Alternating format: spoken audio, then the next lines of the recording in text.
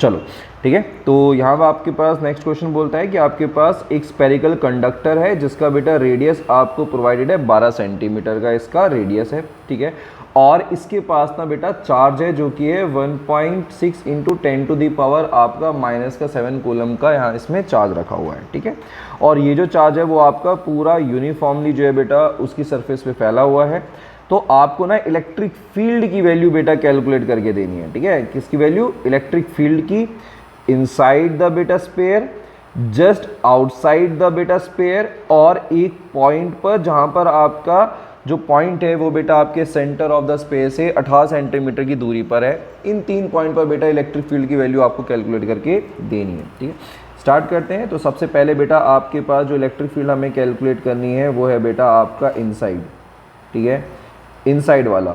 तो लेट से अज्यूम ये आपके पास जो है बेटा आपका एक स्पेयर है, ठीक है। और ये जो स्पेयर है इसका बेटा आपको रेडियस प्रोवाइडेड है, ये रहा बेटा आपका रेडियस ऑफ द स्पेयर जो कि बेटा आपका है 12 सेंटीमीटर का। कितना है? 12 सेंटीमीटर का। और इस स्पेयर के ऊपर जो है बेटा आपका चार्ज यूनिफॉर्मली रखा हुआ है, ठीक है। आपका जो चार्ज है वो आपका यूनिफॉर्मली जो है बेटा यहाँ पर रखा हुआ है।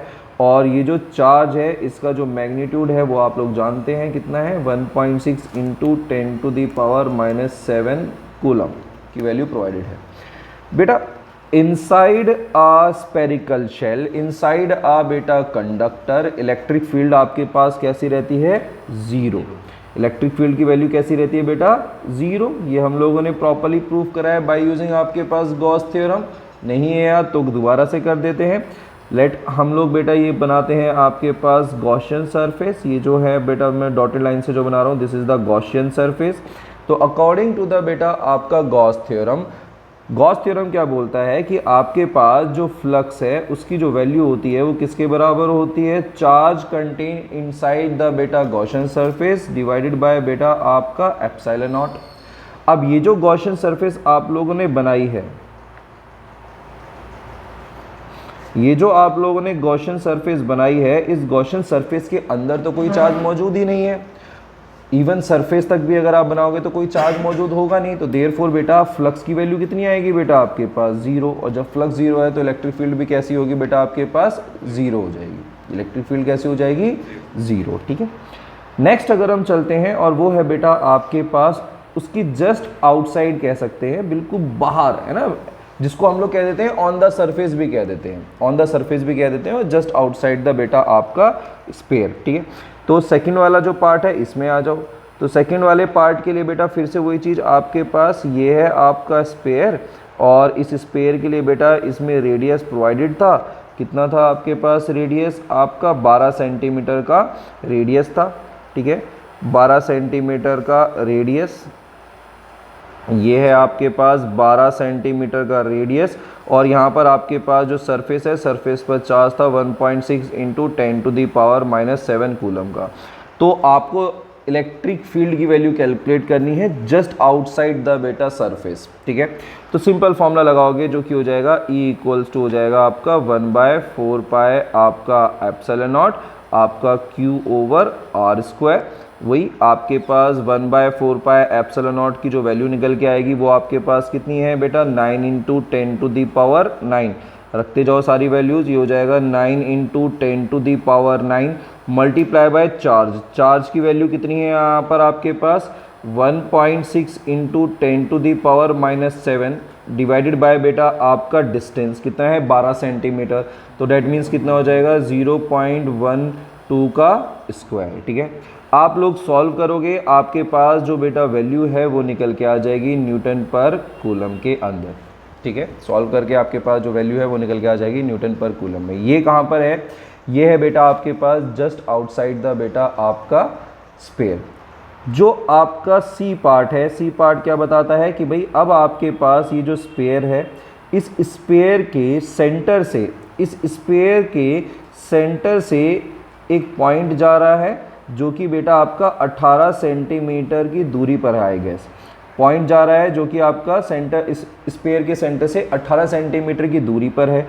तो अब आपको इस पॉइंट पर बेटा बताना है कि इलेक्ट्रिक फील्ड की वैल्यू क्या होगी। तो अगेन वही same formula 1/4 pi epsilon not Q over आपका R स्क्वायर। यहाँ पर आपके पास 9 इंटू 10 टू दी पावर कितना हो जाएगा 9 मल्टीप्लाई बाय आपका चार्ज, तो यहाँ पर वही रहने वाला है 1.6 into 10 to the power -7 divided by distance हो जाएगा 18, डेट इज़ कितना हो जाएगा 0.18 का स्क्वायर।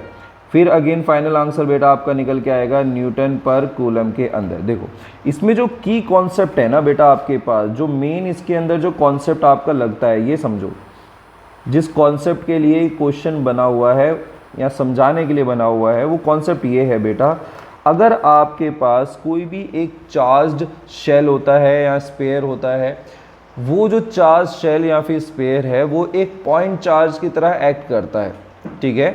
हम लोग ये एज्यूम करके चलते हैं कि वो एक क्या है बेटा, पॉइंट चार्ज की तरह काम कर रहा है। अगर आप लोग इलेक्ट्रिक फील्ड उस शेल के बाहर कैलकुलेट करना चाहते हो, क्योंकि ये जो आप लोग फॉर्मूला यूज़ करते हो, ये जो बेटा आप लोग फॉर्मूला यूज़ करते हो, ये तो बेटा आपका वही फॉर्मूला था ना जो कि बेटा किसी भी एक पॉइंट चार्ज की वजह से बेटा हम लोग निकालते थे। और ये हम लोगों ने, ये वाला फॉर्मूला ऐसा नहीं है, ये हम लोगों ने शेल के लिए ड्राइव भी करा है, ऐसी हवाबाजी में नहीं बात कर रहे हैं हम लोग। ये वाला फॉर्मूला हम लोगों ने शेल के लिए ड्राइव भी करा था, है ना, कि किसी भी बेटा शेल के बाहर अगर आप इलेक्ट्रिक फील्ड निकालते हो तो उसके लिए फॉर्मूला ये निकल के आता है। और ये सेम फॉर्मूला जो है किसी भी एक पॉइंट चार्ज की वजह से इलेक्ट्रिक फील्ड जब जनरेट होती है उसके लिए भी सेम फॉर्मूला है।